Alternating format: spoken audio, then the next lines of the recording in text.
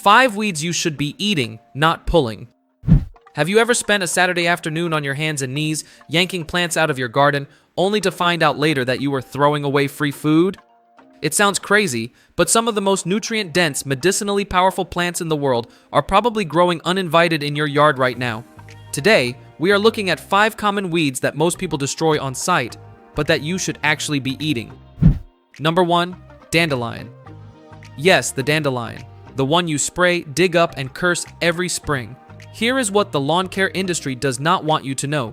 Every single part of the dandelion is edible, from the root to the flower, and it has been used as food and medicine for thousands of years. The leaves are loaded with vitamins A, C, and K. In fact, a single cup of raw dandelion greens contains more vitamin A than a cup of spinach.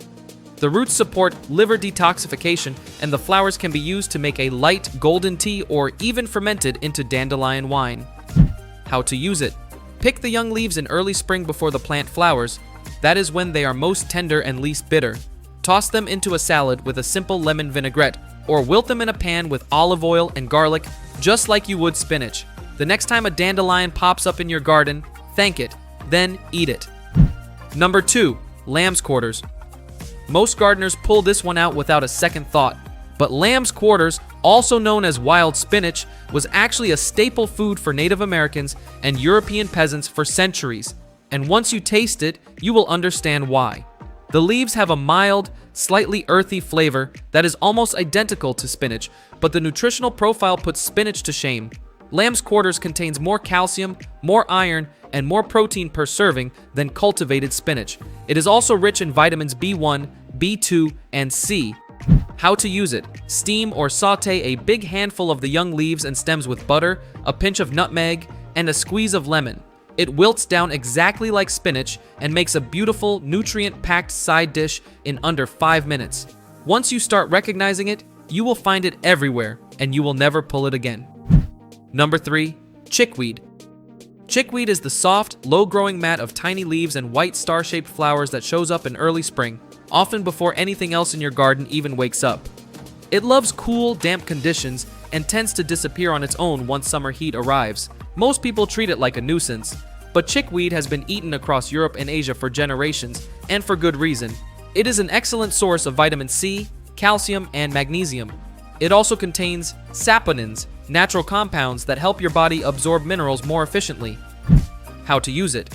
Chickweed is best eaten raw, right in its prime in early spring. Rinse the stems and scatter them over a sandwich like sprouts, or blend a handful into a green smoothie.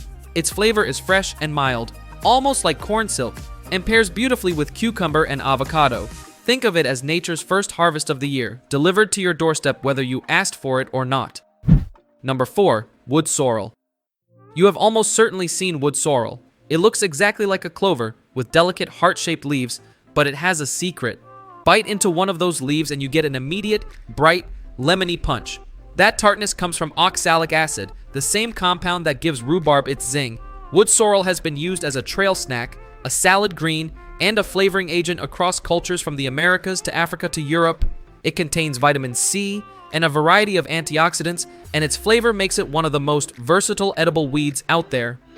How to use it. Add a small handful of fresh wood sorrel leaves to a green salad as a natural lemon substitute. You can also muddle them into a glass of water for a refreshing, lightly sour drink, a wild lemonade of sorts that costs exactly nothing.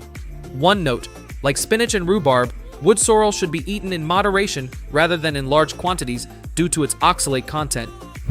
Number 5. Plantain, broadleaf. Before you scroll away, this is not the banana-like fruit. This is broadleaf plantain, the flat, oval-leafed weed that grows in compacted soil, cracked sidewalks, and neglected lawns all over the world.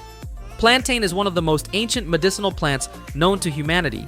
It appears in Anglo-Saxon herbal texts, Native American healing traditions, and traditional Chinese medicine alike. The leaves are edible raw or cooked and are a good source of vitamins A, C, and K, as well as calcium and iron.